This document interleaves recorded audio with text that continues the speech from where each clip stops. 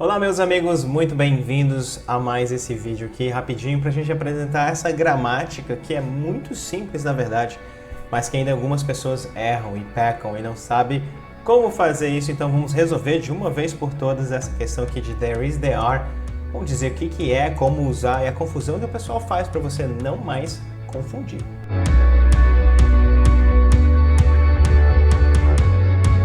Beleza? Então vamos lá, vamos adiante. É o seguinte, em primeiro lugar, o que é? Se você é novo por aqui, se você não sabe do que se trata, nunca viu isso, ou já viu e nem sabe o que é, já vou te dizer para você o que é isso aqui, olha só. O que é o there is, o que é o there are? É usado para expressar existência, tá bom? Que algo existe em algum lugar, a presença de alguma coisa num determinado local. Pode soar um tanto filosófico, mas fica comigo que vou te mostrar que é verdade, é por aí que acontecem as coisas. E no português nós temos exatamente a mesma coisa, sem variações, mas que no inglês é muito mais bem visto do que no português. Vou mostrar isso para você também, olha só. Então vamos imaginar esta figura aqui, na verdade que é uma sala de estar, não é isso? A gente tem ali um sofá, tem uma mesinha, tem uma planta, tem uma janelinha com um bichinho, uma cortina, enfim, tem várias coisinhas aqui em uma sala de estar, talvez seja isso daqui. Então vamos imaginar que nós estamos falando sobre este local. Então eu vou usar o there is, there are para fazer o quê? Para falar do que há nesse lugar aqui. Vou falar do que há aqui, tá bom? Ó, já vai sacando isso, hein? O que há, H-A com acento, né? O que há aqui nesse local. Eu vou expressar a existência desses objetos num determinado local. Tá sacando? Tá entendendo? Vamos lá, vamos prosseguir, que é... Então, é o seguinte. There is, there are, nada mais é do que o verbo do português haver. Tá bom? Haver de há. Tá legal? Esse é o verbo que tem no português e é usado, claro, no inglês muitíssimo. Vamos lá, vamos adiante. Então, por exemplo, olha só. There is a plant vase in the living room. Você pode ver que está aqui, olha só, a setinha te apontando ali, ó. There is a plant vase in the living room. Então, eu estou dizendo o seguinte. Há um vaso de plantas na sala de estar. Certo? Tudo bem? Então, eu só estou falando que existe aquele vaso de plantas ali. Eu não disse que eu tenho, que você tem, que a minha irmã tem, que a minha mãe tem, que a casa tem, que o cômodo tem. Eu não disse que ninguém tem nada. Eu só disse que ele está localizado lá, ele está naquele ambiente. Tá legal? Beleza? Tudo bem? Então, tá seguindo a ideia? É por aí. Então, eu só estou dizendo que há. Não disse que ninguém tem nada, por enquanto, tá bom? E isso é o there is aqui. Eu vou falar sobre por que there is, não por que there are, mas vamos lá, vamos seguir. Então, o que é, você já entendeu o que é. Tanto a ideia, a essência, quanto também, claro, a tradução boa para o que é there is, o que é there are. Tudo bem? Seguindo então adiante, lá, claro, né? Expressamente também queria dizer sobre o seguinte, que está ali dentro, né? In the living room. Beleza? Mas tudo bem. Qual que é a confusão que o pessoal faz? Essa parte é boa. Muitas pessoas ainda confundem essas coisas aqui, mesmo sabendo sobre o there is, there are, mesmo sabendo que ele deve ser usado, etc e tal. Então, o que nós vamos fazer?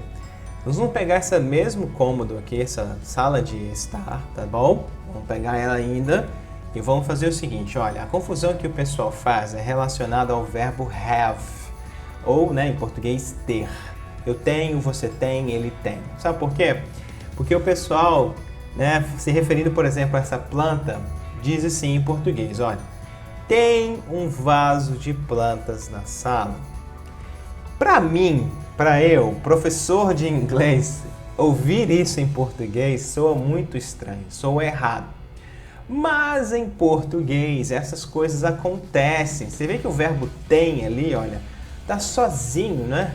Ele tá impessoal. Então no português existe a impersonalidade. Olha que bonito. Existe a impersonalidade ao se usar um verbo. Então ele não precisa ter necessariamente uma pessoa antes dele, que é o sujeito no verbo, né? O sujeito antes do verbo. Aquele que pratica a ação. Então, se eu falo o seguinte, tem um vaso de plantas na sala, estou se referindo que há, que existe, que tem mesmo, não é? Em português eu faço isso aqui, em inglês eu não vou fazer isso. Não faço isso, mas antes, então, olha só, deixa eu te mostrar então outros exemplos de impersonalidade que existe no português. Está chovendo hoje. Não se diz isso em inglês de jeito nenhum. Está chovendo. Eu vou mostrar já as frases como seriam no inglês, tá bom? Mas em português eu falo, olha só, o verbo está chovendo. Eu não preciso falar que em minha cidade está chovendo. Não preciso falar esse tipo de coisa. Não preciso ter uma pessoa antes. Olha esse outro. Tenho muitos amigos. Nossa, sou uma pessoa feliz porque eu tenho muitos amigos ou porque tenho muitos amigos. Não preciso falar, eu tenho. Não é? Então isso gera impersonalidade no português. Isso existe no inglês, desculpa, não tem. Então vamos continuar aqui, olha só. Se eu for falar isso em português, então, olha só, desculpa, em inglês tinha lá, né? O português tinha, tem um vaso. Em inglês, se eu for falar assim, ó, have a plant vase in the living room, tá errado. Não posso falar esse have. Por que não? Eu só não posso falar o have porque eu não tenho uma pessoa ali. Então, se eu disser que I have, aí, beleza. Se eu falar the house has, tudo bem. Se eu falar, então, the living room has, ou my mother has, alguém tem, aí, tudo bem. Tá legal? Mas se eu eu quiser usar a impersonalidade no inglês, eu não vou poder me basear simplesmente no verbo como nós fazemos no português. Eu vou ter que fazer o quê? Eu vou ter que usar o there is, eu vou ter que usar o there are para expressar essa existência. Fácil a ideia, não é? A ideia não é difícil, a ideia é fácil, só acostumar mesmo com ela. Então, por exemplo, olha lá, antes eu tinha assim, ó, está chovendo. O verbo estar no inglês é o is, é o verbo to be, né? Ser, estar. Então, está chovendo. Então, em vez de falar is raining, eu vou ter que dizer it is raining today. Tudo bem? Se eu colocar o it, gera aquela impersonalidade. O que é it na frase it is raining? É nada, significa nada, não é um local, não é nada. É a impersonalidade do inglês, não é verdade? Mas eu tenho que usar, porque em inglês eu tenho que usar sempre a base SVC. Claro, didaticamente falando, agora vamos fingir que isso é totalmente verdade, porque não é. Mas eu tenho que sempre usar a base SVC, sujeito, verbo, complemento. Então, antes do verbo tem que ter alguém que faz aquele verbo, né? Depois do verbo tem que ter um complementozinho a ele, algo para complementar, para dar mais informações, etc e tal. Tá? Então, segue essa máxima que vai dar certo. Olha o outro. I have a lot of friends. A gente tinha visto agora há pouco que, né, tenho muitos amigos. O ter, o verbo do português, já tinha a pessoa embutida nele, né? Tenho. Você fala tenho, é eu que tenho. Não é ele tenho, não é verdade? Não falo ele tenho. Se eu falo tenho, já é eu. Então eu posso cortar o eu. No inglês vai dizer I have.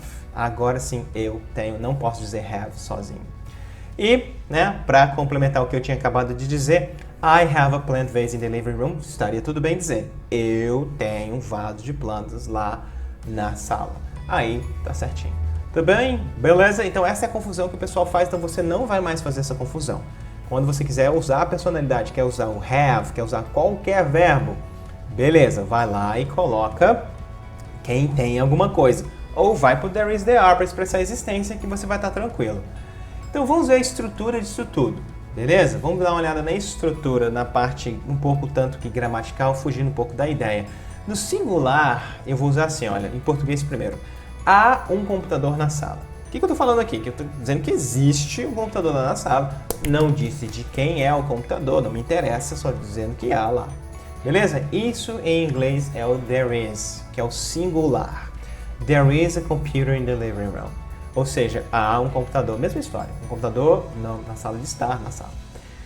Beleza? Se eu quiser colocar na interrogativa, ou então, na verdade, na negativa, eu coloquei aquele primeiro negativo e depois na interrogativa, eu vou só usar o is not. Por quê?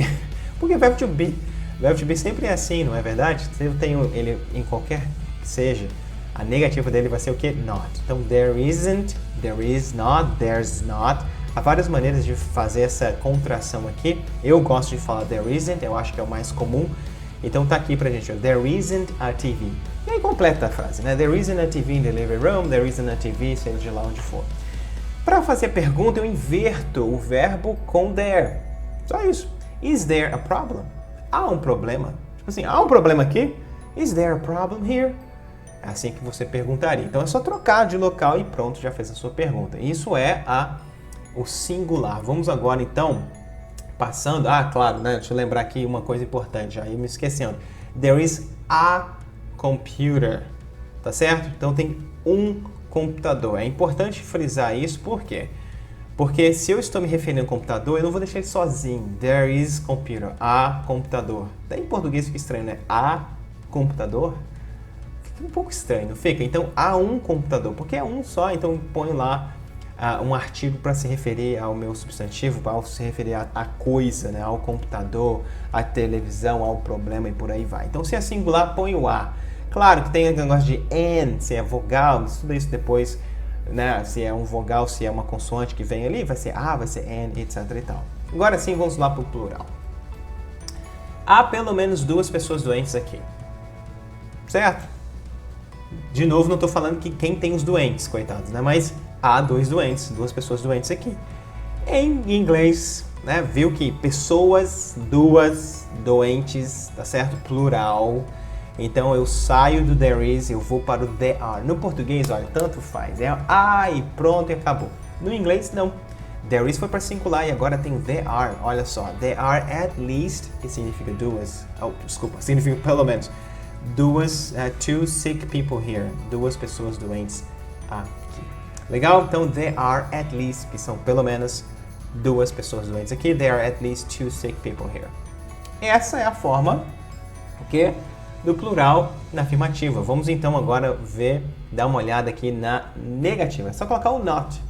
There aren't any chairs. Não há nenhuma cadeira. Certo? Então assim que a gente falaria, ó, there aren't any chairs. Não há nenhuma cadeira. Onde é que eu vou sentar? E a interrogativa, de novo, é só trocar. Ó, are there any chairs? Há cadeiras aqui? Há alguma cadeira? A diferença é que, né, em português, por há alguma cadeira. A gente não fala há algumas cadeiras.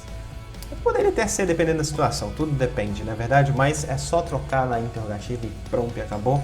Quero enfatizar então, assim como enfatizei por there is. No there are aqui, olha só, o numeral. There are at least 2 sick people. Certo? Então é de boa prática, vamos dizer assim. Dá um número, dá um advérbio ali que a gente chama, mas vamos esquece esses nomes técnicos, mas enfim, dá um numeral para a coisa. Por exemplo, there are at least 2 sick people. Se eu for falar assim, olha só, há algumas cadeiras, there are some chairs. É interessante você colocar algumas cadeiras, poucas cadeiras, 2, 3, 4, 5 cadeiras. Não é legal falar assim, olha, há cadeiras. Qual é a relevância de eu dizer há cadeiras? Entende? Tipo assim, por que eu diria isso? Há cadeiras lá, legal. Que bom, obrigado por me informar. Não se refere a nada, não é relevante, não é bom. Então, tenha sempre em mente isso. Ponha algum numeral, ponha um advérbiozinho que vai se referir à coisa, tá bom? Seja um artigo, seja um número, seja o que for. Olha esse outro aqui, olha. No negativo é a mesma história. There aren't any chairs, não há nenhuma cadeira. Veja como é que fica mais relevante se eu disser isso do que se eu disser não há cadeiras. Não há nenhuma, 0, bolinha O, né, como diria minha mãe. Então, é isso aí. E há também a interrogativa da mesma história. Há alguma cadeira? Há alguma cadeira aqui para se sentar? Tipo assim, não tô vendo nenhuma, né? Há alguma cadeira aqui? Eu não diria há cadeiras para se sentar? Não fica estranho, ó. Há cadeiras para se sentar? Não, há alguma cadeira aqui para se sentar. Tá legal? Então essa é a estrutura. Eu espero que você tenha aprendido um pouquinho a mais com essa história aqui gramatical. Não é difícil, é só uma questão de acostumar. Para finalizar, então, vamos para alguns exemplos. Vamos usar aqui novamente o nosso living room. Vamos imaginar, ok? Então, olha só. A pergunta é o seguinte. What furniture are there in the living room? qual mobília, o que mobília há no living room? Vamos ver, olha só. There is a vase, tá bem ali, não é isso? A couch, que é um sofá, tá bem ali também. And a mirror on the wall. E um espelho na parede, que está bem ali, a setinha está mostrando para você. Tá bom? Então isso foi o meu singular. Vamos para o plural, olha. There are some books, que estão ali, pendurados. Curtains, né, as cortinas. Apesar de ser um jogo de cortinas, são cortinas, é plural. And two pictures. E duas fotos, né, dois quadros ali na parede, bem ali, a setinha está mostrando para você também. Beleza? Então, esta daí seria o meu exemplo. Observe que o seguinte, o que manda é o que vem logo depois do there is, there are.